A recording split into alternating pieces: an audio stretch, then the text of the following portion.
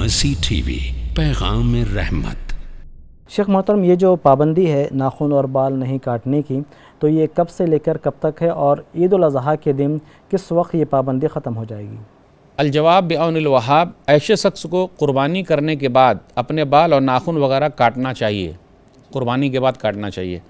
حدیث کے اندر آیا، صحیح مسلم کتاب الاضحی حدیث نمبر 1977، من کان لہ ذبح یذبحہ فاذا احل ہلال ذی الحجہ فلا یأخذن من شعرہ ومن اظفارہ شیئا حتی یضحی۔